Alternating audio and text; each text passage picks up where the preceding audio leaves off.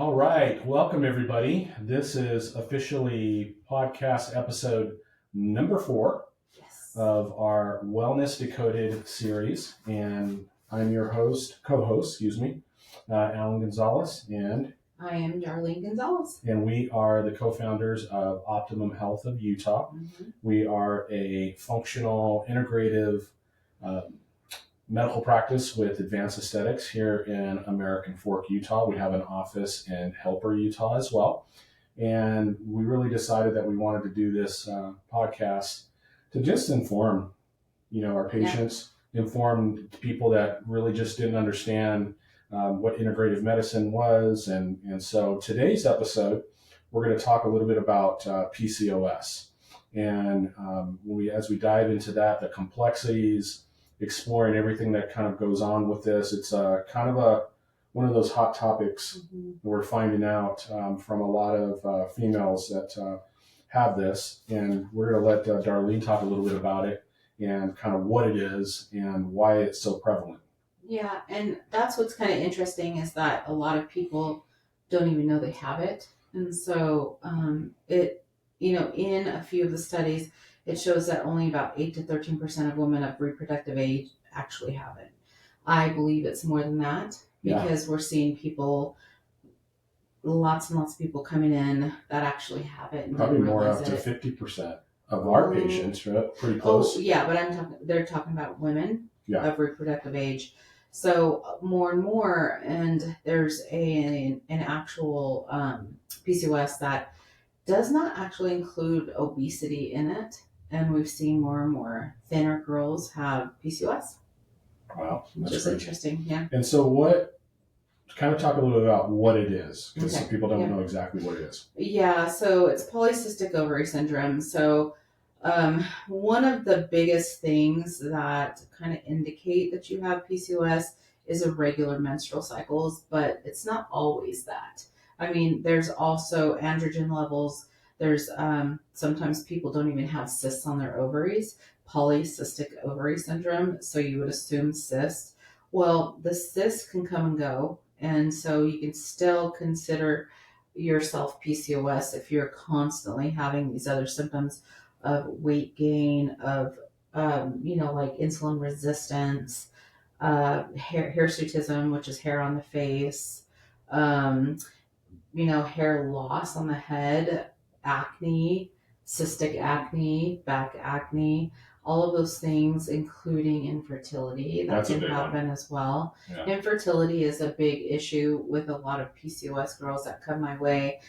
I don't claim to be a fertility practitioner, but I have seen many women get pregnant just with my care, which is kind of nice. Right. So the condition, even though it's really undiagnosed, the health care around PCOS is so varied. And so we'll talk about a few different options that you have. Being integrative, we can go Western medicine, but we can also go very natural. So what's the ideal age, or when are you seeing this most often? Because I think a lot of people, like you mentioned at the beginning, most people may not even know they have it. Mm-hmm. Or have been diagnosed with it. Mm-hmm. Yeah. So who is the primary person that is seeing this happen to them? Well, the people that start to come into my office are the people that are trying to get pregnant and they realize that they can't. And so then they're like, well, I've always been told I might have PCOS. Well, once we draw the blood and we see the symptoms, we see everything else, we're like, yeah, you have PCOS. So let's start to take care of the PCOS so that we can not have the issues of infertility, which obviously they already have. So then we see the 17-year-olds, the 18-year-olds, and 19-year-olds that can't handle symptoms of PCOS, haven't yet tried to, see if they can get pregnant. So if we can get those under control, then we've noticed that the actual PCOS younger girls are not any longer infertile as they get older, or they've kind of corrected that condition. Yeah. Okay. And so let's talk about standards of treatment and what concerns do they raise? Mm-hmm. Well, standard treatments include contraceptives, believe it or not, to regulate the menstrual cycles. There is other things that you can do to regulate menstrual cycles if you're not needing the contraception at the moment. For instance, usually they're deficient in progesterone, so by adding progesterone to their, cycle, we see that they don't become.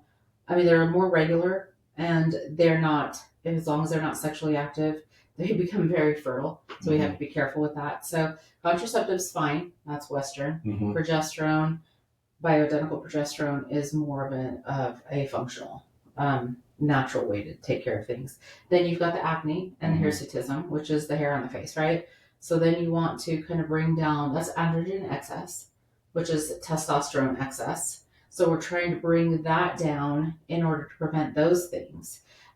Bringing that down helps twofold. It just doesn't help that acne and hirsutism. It also helps with that metabolic syndrome. Okay, so that's the other thing. Then there is the insulin sensitivity or the insulin resistance. So when people are insulin resistant, and a lot of PCOS girls are, there is something that we've been seeing that actually helps tremendously. But first, let's talk about the Western medicine. So Western medicine would put you more on metformin. Metformin causes a lot of gut issues. So instead, we've looked at berberine. Berberine is a natural supplement that we can use, and we actually have that right here. And it's called CM Core. CM Core is great, and it does have the berberine in it, but it also has ALA, alpha lipoic acid, and some calcium. So this brings down your sugars and helps to metabolize your sugars, kind of like metformin, but it doesn't have the side effects. So so people tend to love it a whole lot more. Now, the problem with there's a few other things that you can do to help with that, but we have noticed, and I know we're not talking about GLP-1s today, but semaglutide has helped so much with the issues of PCOS, to the point where I believe there's a few studies that are going on right now that haven't been completed, but they're trying to see and track whether or not it does help reverse PCOS. In a few of my patients, I have seen the LH-FSH reverse. So one of the ways that you can tell someone has PCOS is the LH is a 2-to-1 of the FSH. So a 2-to-1 or a 3-to-1. So the higher the number, the more chance that they have PCOS. So that's some of the standards of care. And then we have something else as well. And I kind of wanted to go over that as the alternative or complementary treatment. Okay. Perfect. Okay. So, like we already talked about, berberine is one, and that's the CM Core, right? But there's also inositol. Inositol is great because you can either get it in myo-inositol or dechiro-inositol in a 40-to-1 ratio. It's been very effective in improving the insulin sensitivities that these patients have and restoring ovulation. So a lot of times we don't see ovulation so much during the PCOS cycles. So inositol is going to help with that tremendously. And you would consider this like the functional, this would be the integrative. Functional and integrative and natural way. So inosicare combined with the berberine, also combined with progesterone if you're deficient, will help tremendously with all of those things. Now, we don't want to start progesterone without actual birth control if they're sexually active, because we don't want them to get pregnant until they're ready. So that's a whole nother thing that we can talk about at a later date, because progesterone and progestin, which is in birth control, are completely different things. Progestin prevents pregnancy. Progesterone helps with pregnancy. The lining of that uterus makes it nice and soft for that little embryo to implant. So inosicare is the next best thing that you can possibly do for PCOS. Now, with you talked about studies with GLP-1s.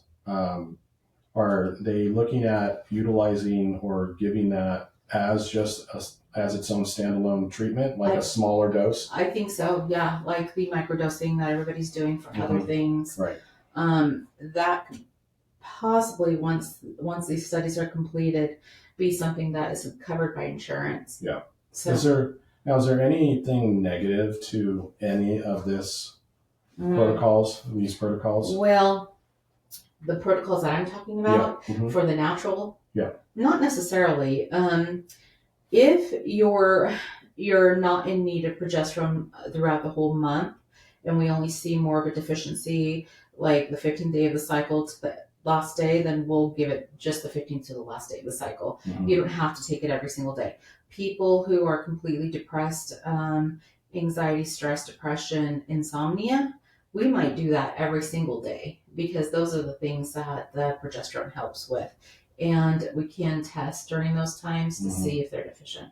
And so it's not a matter of, we're trying to become we're a fertility provider or anything like that. But Darlene being an expert in the field of that integrative medicine side of things, there's things that we can do to help patients along the way and create hopefully a better chance for, certain things to happen, especially with the PCOS side of things, which is, we're seeing so much more coming in. Yeah, and I get a lot of people asking about it. There is lifestyle modifications that you can do as well. The interesting thing about that, though, is one of the lifestyle modifications is losing 5% of your body fat to help with that fertility and reproduction issues. But like I said, a lot of people that are coming in are actually thin PCOS patients.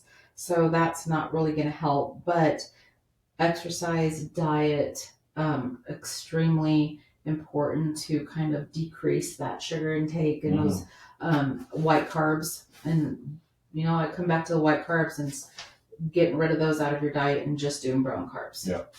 Okay. What are some concerns regarding fertility treatments in PCOS patients? Well, clomiphene is one of those, and letrozole is another to induce ovulation. But even though they're effective, they all have, those side effects. The risk of multiple pregnancies, ovarian hyperstimulation. So that's really kind of a concern. So believe it or not, this is another place where they've been talking about the potential of the GLP-1 receptor agonist improving infertility by enhancing insulin sensitivity. So this is still under investigation. And there is a few studies that we'll put below in the comments so that you can see these emerging studies. Now, remember, it is not quite evidence-based research yet because they haven't completed these studies, but it is kind of interesting how the GLP-1s are helping with the fertility. But that being said, right now, the FDA has not approved it for people who are trying to get pregnant or people who are pregnant. So definitely no coverage with insurance or anything like that. But the early results are great. Are positive. Yeah. Absolutely great. Yeah. Okay. And then next question is the role of mental health and patient education, how that plays into patient education and PCOS management. When a person has anxiety, depression, all of those things, we've noticed with the PCOS becoming under control, this is a huge life change for people. I mean, it is a critical component of the issues that we have seen with PCOS, mental health. So the patient education that we give really truly empowers you guys, you individuals who have this, to make your informed decisions about your care. And I really want to encourage adherence to these plans, because if all of a sudden you start feeling good and you get off of these medications, these supplements, I should say, then you're just going to get your symptoms back. So it's really important to adhere to these protocols that we put out there, because it's not an overnight thing, but it does help tremendously. But people who start feeling good, they stop the protocol thinking that, they're good now. Right. No, I think PCOS is pretty much a lifelong thing. Right. Until, of course, you go through menopause. Yep. So if somebody that's watching this, or somebody has a loved one or a friend or anybody, that potentially has PCOS, how do they kind of get started? Where do they go? Because we know if they go to their family practitioner, or if they, they may not They may not Get integrated. subscribe. Yeah. Yeah, they may not get the integrative side. Right. They're great at what they do, but I'm just saying, if some, there's a lot of like, where do I go? Because immediately people say, well, I'm just going to go to my family practice doctor. And so a lot of times it really does. Their treatments help tremendously. Yeah. But coming and to a hormone specialist right off the bat really is going to help you not go do those up and downs and those side effects and all of that. You really do notice a difference when you treat yourself naturally versus with all the things that are the side effects. I think that when I get together with the majority of my PCOS patients, we talk about those things that their primary would do, but we also talk about all of the natural. So you have a choice, but once given that choice of the side effect versus the non-side effect supplement, most people choose the non-side effect. Yeah, and just that the term integrative means, Western and functional kind of come together. Right. And it's the best of both worlds. Yeah. I mean, so depending on your symptoms and depending on what you need to treat and things like that, because there could be underlying things that you need to treat, like the, being stressed and your cortisol levels and all that. So we're going to treat that as well. So treating the whole body, treating the source, right? Yep. And just like we just talked about the mental, these treatments are all individualized. So your treatment is going to be different than the next person's treatment, just like we always talk about, because, we have to collaborate on a consistent basis within integrative and functional medicine, because we want to see how you're doing. If you're not feeling better, you let us know. If you're feeling better, let us know, because it's important for us to document that in your chart. Oh, this treatment's working really well for this patient. This treatment's not. Let's tweak a little bit. So really important to keep us updated. And when you are ready for, integrative medicine like this, I want you to find your closest hormonal specialist, integrative specialist, a functional specialist, and go to them and see what they can do for you, because this is by far the best thing that's ever happened to my PCOS daughter. Yeah, that's right. And she has changed so much. We have never seen anything like this. Weight came off. She's no longer extremely depressed and almost suicidal the week before her period. She is no longer, thinking everyone's out to get her. She feels better. Her periods are regular. She has a boyfriend that she just loves. And I do feel like this is probably related to her treatment with the PCOS. Yeah, absolutely. And she does have some other things that we've treated, but man, this is amazing the way that she feels and how more open her mind is to the rest of her life. Yeah, absolutely. And that's kind of like what we want. Yeah, for sure. Any closing thoughts as we wrap up? Just remember that managing your PCOS requires an approach that addresses everything: your hormones, metabolic issues, emotional well-being, combining evidence-based theories as well as holistic strategies. You can achieve the very best outcomes by doing that. So don't negate it. Yeah, it's absolutely. Amazing. Yeah. And so if you get a chance to watch this and this is like you or a family member or somebody please share. And also, Darlene and I have been talking, if you've got questions, please put it in the comment below, and we'd be happy to go through that and answer. But really, it's just as simple as booking an appointment. You can go to optimumhealthmed.com. That's optimumhealthmed.com, or you can call us at 801-756-1404, and I'll put all that information in the body down below in the details. And you can just come in, talk with Darlene, and you can do it telehealth as well. So we try to make it very easy for you. And again, we are also licensed in, obviously we're licensed here in Utah. We're licensed in Idaho, Nevada, Montana, and Florida and Arizona. So if you know of anybody in those states that may be suffering from this or you think could use Darlene's expertise, please share. And then also, if you wouldn't mind considering giving us a thumbs up and subscribing to our channel, the more that we can get following and more people that we can get asking some questions, we will put this podcast and really dive into the stuff that you want to hear about. Not just something that, we think that you should hear about. We'd love your feedback. So, yes. Okay, wait a minute. We do have a little special surprise. We do have a new family member to the Gonzalez family. Get him. Darlene's going to go get him real quick. We want you to meet him. And he has been so helpful with our little family. And we'd love to welcome Teddy Gonzalez. Yes. And Teddy is a 12-week, almost 13-week multi-poo. And we just love him to death. And he's just been helping us here at the practice, at home. It's kind of almost like a little emotional support dog. Yeah, he's been really cool. And he just kind of fits. Nice. Everybody loves him. The patients love him. So we wanted to introduce Teddy to everybody out there. So, okay. Teddy Bear, Teddy Rexman, Teddy Roosevelt, whoever you want to call him. Yeah, he'll answer to it. Yeah. Well, perfect. All right. Well, that's it for episode 4, talking a little bit about PCOS. We've got some exciting episodes coming up with some individuals. So be on the lookout for that.